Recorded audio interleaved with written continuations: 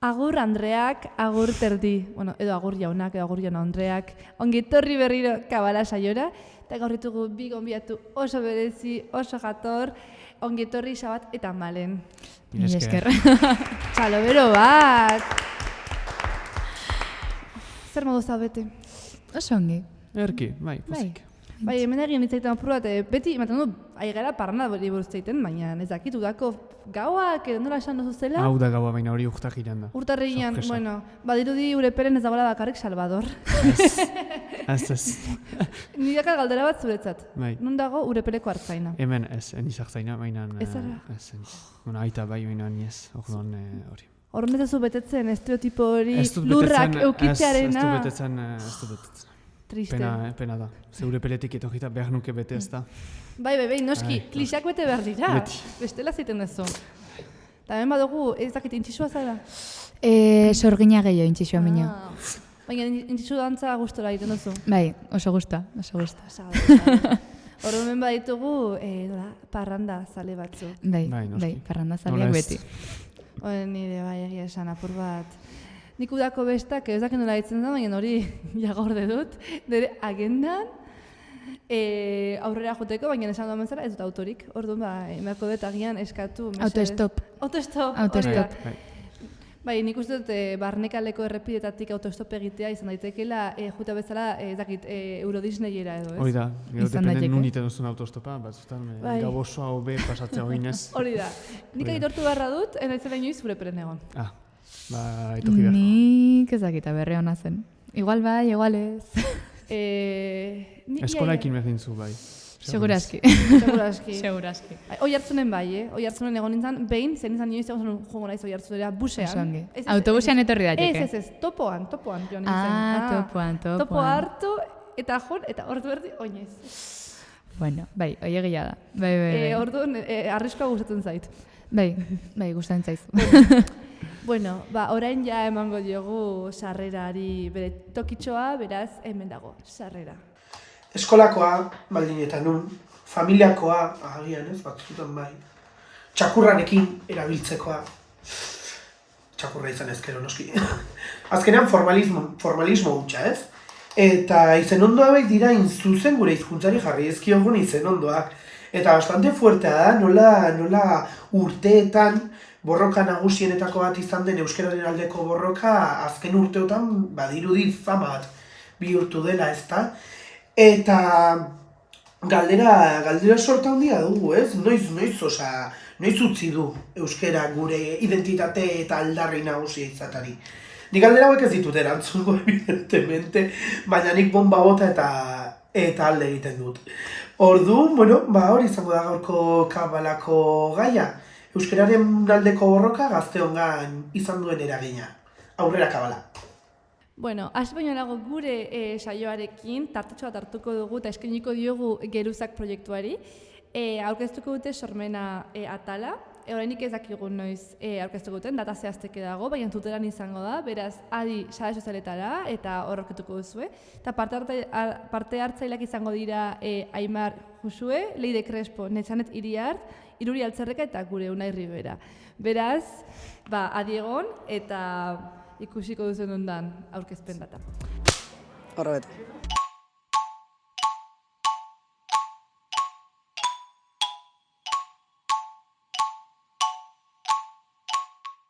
Uste dut batzutan izten dugula asko kontzeptua bera eta askotan egiten dugula distintzio bat esanez, hauek dira sortzaileak eta hauek ez. Zu zara sortzailea, zu ez zara sortzailea.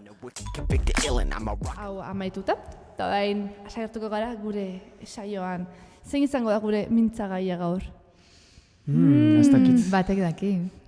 Ez ez sumatzen agian, jaldutan amairu, hori apur bat euskal sentimendua aldarrikatzeko. Baliteke. Euskara? Euskara, hori da. Bueno, hasiko dugu orduan lehenengo objektuak erakutsiz, beraz, mesedez, atera zuen objektu maitiak eskutartean, nork hasi nahi du? Xalbatek hasi nahi Ni du. hasiko niz. Ados. Hau zeote da, ez? Makil puska bat egin duzu ze lotura duen euskararekin, honek, arbasoek beti kontatzen zautaten, eni etxean antibazk dela hau ez, eskolan zuten olako makiltxo bat, honen antzeko zerbait. Eta maisuak emaiten zakon euskaz mintzatzen zen lehen ikasleari egunain hasieran, eta gero egunean zer pasatzen zen ikaslez ikasle, debekoa bazen euskaz mintzatzeko. Eta egunain amaieran zuenak zigorra jasotzen zuen. Ara, ene obiektua. Piskat traba eta trauma eragin nuen. Bai, euskararen traumak apurat horretzeko makila egurraren gainean. Badu azilkarrekin, ondo geratzen dira. Ez egia da, eraztuna ere bazen, egoaldean iparralen zoritxarrez tortura asko euskara hitz egitegatik. Oso simbolikoa egia esan, eta nik uste dut agian denek ez dutela ezagutzen, beraz, eskerrik asko kartzagatik optik. Eta horren arira ere anti-film laburra Josu Martinezena ikusteko ere bai. Honen inguruan. Bai, alba duzu ikusi, gomenatzen dut, nik ikusi. Bai, nik bai eta oso nada. Bai. Ados, mila eskertza bat, oso interesgarria, gustatu zait pila bat. Nik ekarritut 4 objektu txiki. 4! Ez bat, 4! Ekarritut 4 pin desberdin, korrika desberdinetakoak. Ekarri dut 12. korrikako pin bat, Euskalakariaken pin bat, eman Euskara Elkarri pina, eta aurtengo hitzekin pina. Hitzekin. Denotak jo. Bai, eta ekarritut Gazte Euskaltzaleon saria alde batetikan korrikan aurkeztu genuelako, eta beste aldetikan badelako Euskalgintzan evoluzioan edo ikusgarri bat edo ikur bat. 4 ekarrituzu. Bai. Zelako txapa. Kea. Hor jarri, polit-politak. Nahi gustan zait bigarna vintage, ez? Bai, bada. Hori old school apur bat. Bai, amari lapurtu izkiot. Orduan egin beharko zalagian horrelako gauza vintagen denda bat, juteko euskal vintage. Euskal itxapela eta hori. Ideia hona da. Egia esan bai. Oso ondo, oso desberdinak bi obiektuak, baina, 5 obiektuak. 5 obiektuak. Baina oso onak. Mila esker zuen obiektu ederrengatik, beraz, honek eduta hasiko gara. Zuek gaztealdi antolatzen zabiltzate, ez da? Bai. Beraz, zer da gaztealdia? Zebak eguzteran euskaraldia, baina gaztealdia zer da? Gaztealdia zen 2020an hasi ginen 7 gazte, 7 gazte ez, 9 gazte 7 egunez euskara hutsean mintzatzen ez, oartu ginen. Naiz eta ezagutza bermatoa zen lujalde batzuetan, euskararen beherakadak erakintzuen hori pixkat mugimendu horren sojera ez, eta Euskaregi osoko gazteak bildu ginen, 9, eta 7 egunez Euskara hutsean inginuen gure jarduna, eta hortik igo genituen bideo batzu edo lekutasunak ez, Euskararen kontrako horiek erasoak edo urraketak edo horiek genituen trabak azaleratzeko. Hortik gero sortu da, aurten korrikan aurkeztuen gazte euskaltzaren sarea ez, hortik behar hortatik sortu ginoen sare hau erantzuna emaiteko ez, Euskaren urraketen kontra edo erantzun eraginkor bat emaiteko ez, eta saretzea ere behar ginuelako gure artean, hori orokorki. Eta nora igozen dituzten bideoiek? Instagram edo? Twitterera uste dut, Instagrameare bai. Saretara bai. Eta horren egin zute gure bizipenak ziren. Ados? Ni horro haindekan enintzen Gazte Euskaltzaleon sarian doen nintzen egon hortan, mino, enteratu ginen hortaz. Ados, hori zuia hortza duen, bago, apuratzu izar bat izaten ez, Euskal. Eta ni guai pixkat ezabatu niz, eta beste batzuetu gira. Ados. Eta hori orain egingo da, orduan berriro. Aurten eginen da, modu desberdin batean, alere, 3 egunez eginen da aurten, azaren 17-tik 19 espaniz oker, eta modu anitzez zabalagoa edo idekiagoa... 14-tik 17. 14-tik 17. Eta modu anitzez idekiago batean eginen da ariketa, eta kolektiboki eginen da ariketa, eta gazte orok parte hartzen aldu gazte aldean aurten, eta 3 aukera dira, edo 3 molde edo parte hartzeko, bata da 3 egunez euskaraz mintzatzea, bakarrik, euskara hutsean. Bigarrena da Euskararen urraketak edo horiek azaleratzea edo bisteratzea. Eta hirugarren moldea da euskarekiko dugun kontaktua edo hori ez azaltzea edo sare sozialetan. Ados, eta nola, zer lan egin behar dugu hori, Twitterren jarri edo Instagramen edo nola? Egongo da modu ezberdina, bai izango dela aurrekoakin alderatuta zerbait irekiagoa edo publikoagoa, norbanako orok parte hartu dezakelako, eta bai, izango da alde batetik sare sozialetan zure bizipenak erakutsiz, edo herritan ingo dien ekintzetan eta hola, parte hartuz edo. Ados, orduan, Euskaraldiaren data beretan izango da hori? Izango da 14-tik 17-ra, 18an hasten da Euskaraldia, orduan izango da aurretikan. Orduan, gazteontzako izango da luzeagoa, ez, Euskaraldian sasoi hori? Bai, hori da. Ados, orduan, animatu behar dugu denok parte hartzera? Hori da. Denak parte hartzea. Aina ez da izango egoera berak pariatuko ditugunak guztiok, hemen? Ez, depende zoin lujaletan bizikiren ere baita. Bai. Eta horrekin lotuta adibidez, gu bizi gara hirurok, ez? Hirurok badukagu, bizitoki desberdin bat, jatorri desberdin bat Euskal Herrian. Horrek eragina du gure euskaraz bizitzeko trabetan. Zuek nola bizi dituzue, zuek nola bizi duzue hori, adibidez, zu Oiartzungoa zea, baina Bilbon bizi zara, zu Urepelekoa baina Gasteizen, nola ikusten duzue traba horiek, nola eragiten dizuete traba horiek egunerokoan? Nik uste toki batetik bestea asko aldatzen dela hoi. Oiartzunen nozenean adibidez, txikitatik bizi izanaz ni euskeraz, Oiartzunen orokorrian euskera zitia erresa dela esan daiteke, naiz eta azken aldian asko aiden jeisten erabilera, mino orokorrian herrian bai dola euskerakiko normaltasun hoi, eta gero adibidez Bilboa juna zenean ikastea, kriston desberdintasuna egon da, alde batetikan hiri oso handia delako, eta beste aldetikan elkartzen zalako errealitate oso desberdinetako jendeakin. Orduan, zu joten baldin bazabeien gana hitz egitea euskeraz oso normala ingo zaizu, mino behaiek baldin badatoz toki batetikan euskeraz hola egunerokotasunean itea oso zaila dena, raro ingo zaie, eta askotan gaztelerara joko dute zurekin hitz egiteko, eta hor bai inberdela ariketa pertsonal bat, eta hontan bai da askotan autopolitiko bat, Oiartzunen igual inertziaz ingozu euskeraz, naiz eta autopolitiko bat den toki guztitan euskeraz hitz egitea, holakotan saiakera gehiago inbertzu normalean. Bai, eta zuk esan gauza nuke Oiartzun arnasgune bat dela? Datuei behiratuta, daude herri batzuk arnasgune ofizialtzat hartzen dienak, esango nuke Oiartzun ez dola hoien artean, ez dakitxe gero, igual nahasten hainaz, mino bai biltzen baldin maza herritikan dola herriko jendiakin euskeraz hitz egitea oso erresa, bai dakazu aukera normalian. Kasu oso jakin batzuk izango dira ezintzunak.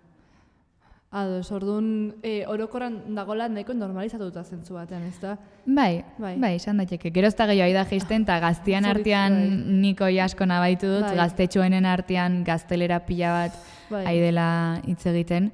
Eta mina ematen dit horrek, orokorrian, nire ingurua behintzat, gero igual beste batzukin elkartzen baldin manaz ez da ala izango, mino orokorrian bai. Bai, zentzortan desberdina izango, Urepele eta Gasteiz edo... Uste hortik tiraka janik ene ustez Oiartzun dela arnasgune bat argita garbi. Bai. Zergatik hori egiten dut, gure hartan jaranik, gure ibarrian hartzen dut kasuaz, gure hartan, gazten hartan euskaraz naizta badakigun gazte askok ez dugu praktikatzen, edo ez dute praktikatzen ez. Eta adiez nun ikusten dituzten nitrabak batetik administrazioan. Administrazioa ez delako bat ere euskalduna, administrazio publikoa. Bestetik hezkuntzan, sehaskaz aparte mugitze sistemarik ez da. Eta hartzen badugu, erri eskolako erri guzien ez eguneko kopurua handi hori, frantses sisteman txartzen da. Orduan, hori aspiratze sistema hori bai estatuak eragina duela, eta orduan bortxaz da euskaraz bizitzeko traba bat hori. Bai. Bortxaz, orduan, gero, zer ez den traba? Zer ez da traba ez? Euskaraz bizitzeko gaur. Ateratzen zira, ez dakit zuko ezagutzen duzu pixkat Baionako realitatea gehiago bai ez. Baina ateratzen zira Baionan, nun egiten alduzu Euskaraz arnasgune konkretu batzu ezpain dituzu. Bai. Orduan hori pixka komplikatuago bai, aldetik. Eta ikusi duzu alderik zentzu hortan ze, agian Urepelen, esan ezagun, egoera da, neko, ezakit, Urepelen agian badira Euskaldunak, baina danaia trabak euskaraz egiteko. Eta Gasteizen aldiz ofiziala da, baina euskaraz egiteko nola ikusten duzuzu Gasteizen adibidez? Kalean erabiltzeko, nahi dut zure lagunez aparte nahi gozu, zaila da ere bai. Jaen nuke alere, ez dakit euskaraldiak edo gaztealdiak eta holako ekimenek pixkat egoerari ez dakit buelta emateko aukera emaiten dute, baina uste txipa aldatzeko balio dutela ez horiek. Eta ustut bizki garrantzitsua dela hortaz Gasteiz bezalako hiri batean horako ekimenak egiteaz. Baina trabak bai ikusten dituztela Gasteizen ere bai. Agian hor ikusten dira ere, daudela traba administratiboak Ipar Euskal Herrian, ez? Hori da, bai. Adibide, nik hori izan zuen Baionako ikusten dut. Baionan euskaraz egin daiteke, baina jakin barrezun nora joan. Hori da. Eta Donostin ere Gasteizen ibizan naiz, eta azkenean ez di arnasguneak, ez arnasgune batean bizitzan netzako da, zakit zuretzako antzeko izango da agian, baina da zerbait txokantea. Normalizatu dukitzea euskaraz egitea denekin, eta ez momentutan. Zakit Urepele arnasgune dituko zenuke? Bai, Urepele bai alere, zenta ezagutza bada. Ados. Eta da gazteon erabilera dena jokoan ez, hori edo hor da ahiskoaz. Baina gehienok etxetik jaso dugu Euskara Urepelen. Bai, behintzat transmisio ez da. Hori da.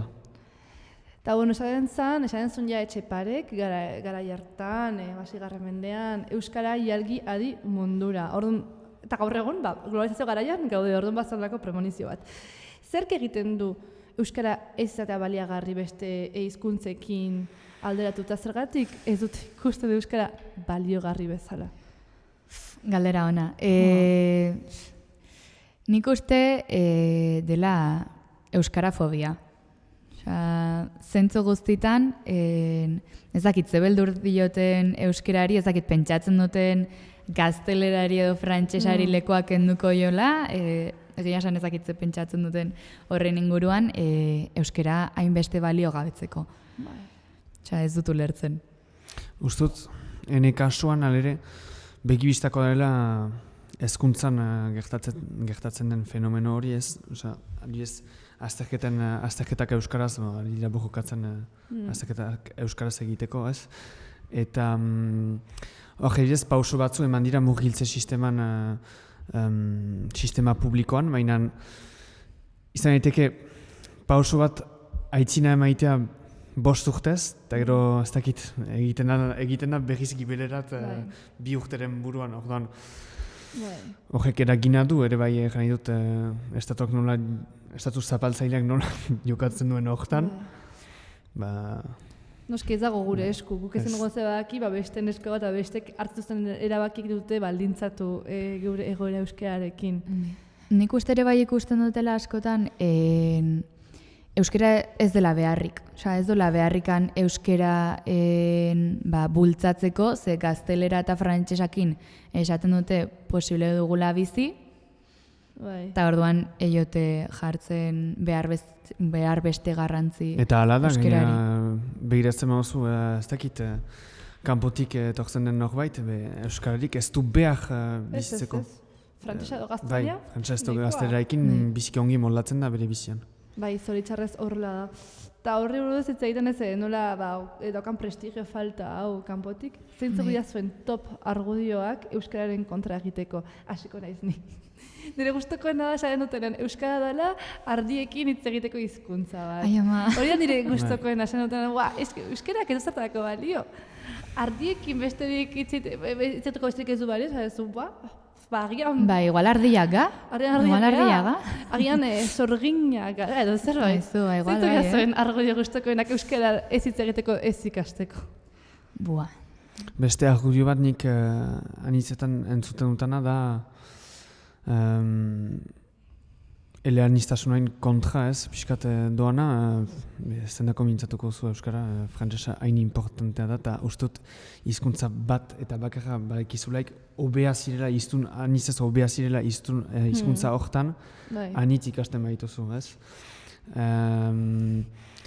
Ez dakit zer nik, ustut enek ondoko kasua ere baita entzun dutana da, ez dakit mentalki arazoak dituen aur bat adibidez, ez eskolara doa eta hezkuntza elebinurnean emaiten dute ez, euskara eta frantsesa, baina medikoek egiten dakote, ele bakartasuna hobe dela, ze hola bakarrik hizkuntza batean enfokatzen du bere jarduna eta hobeki ateako dela hori auja eta orduan ze nun eman dute bakarrik sistema ele bakarrean. Hori aina antizientifikoa da guztiz. Bai. Antizientifikoa hizkuntza laritza ikasten baduzu minimo bakiz hori gezurra dela. Eta hori no existitzen dira holako kasuak. Bai, zoritxarrez, esaten dutenak ele bakarra izatea da modurik onena. Oso ondo. Nik aurrekoan irakorren munduan 60% da eleaniztuna, ez eleaniztuna. Elebakartzea da gutxingo bat munduan, eta haidea hemen elebakartzatea asuntoi jartzen izango bat zara oberena. Bai. Eta gero ere bai askotan entzun izan dut, hegoaldian kasuan mintzat, Espainiaren, ezagin nola esaten dute, Unidad de España. Batasunaren kontra. Eske, hola esaten dute gainea, oztopo bat dela Espainian batasunean, eske... Bai, bada, horregatik hitz egiten dugu euskeraz.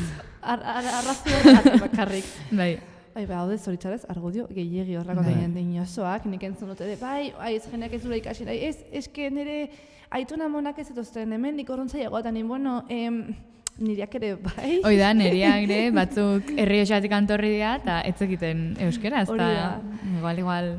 Bai, ara ere aipatu duzu, askotatorrela atzerretik, baina nik ikusi dut benetan, zinez, askotan, behintzat hegoaldean nola da, jende horrek baduela, ongetorri gehiagoten diola euskarari, hemen jaio diren euskal herritar baskoak, baino. Eta hori de fenomeno interesgarria.